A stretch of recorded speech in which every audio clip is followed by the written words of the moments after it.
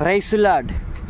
అనేక మంది అయ్యా మాకు అప్పులైనాయి అయ్యా, అప్పులైనవి కానీ వెనకాల ఆస్తులు ఉన్నాయి, భూములు ఉన్నాయి అయ్యా, ఆ భూమి అమ్ముకుంటే ఎట్లా, చిన్నగా బండుగా అయ్యా కష్టపడి అప్పులు కట్టుకుంటాము అని అనేక మంది మాతో అంటూ ఉంటారు.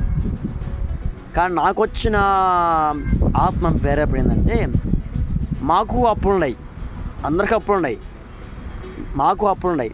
కానీ నాకు వచ్చిన ఆత్మ ప్రేరేపణ ఏంటంటే, మా వెనకాల భూములు లేకపోవచ్చు, ఆస్తులు లేకపోవచ్చు, అంతస్తులు లేకపోవచ్చు, కారు లేకపోవచ్చు, కానీ ప్రపంచంలోనే విలువైన వాడు మా దగ్గర ఉన్నాడా.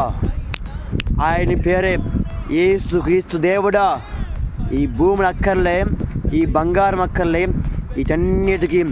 వీటన్ని భూమికి, ప్రపంచంలో ఉన్న ప్రతి ఒక్కదానికి అధిపతి అయిన యేసుక్రీస్తు దేవుడే నేను ప్రకటిస్తున్నా.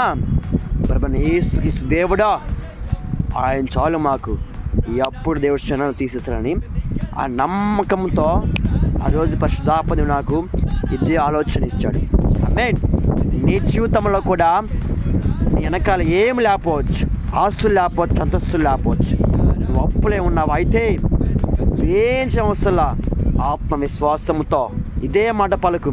నా దగ్గర ఏమి లేకపోయినా, ధనము లేకపోయినా, డబ్బు లేకపోయినా, ప్రపంచములో అత్యధికంగా కొలిచేవాడిని, విలువైన వాడు నా దగ్గర ఆయన పేరే యేసుక్రీస్తు. అనేక మంది చాటి చెప్పు. ప్రియ నేస్తమా, ప్రియ సోదరి, ఆమేన్. షేర్ చేయండి.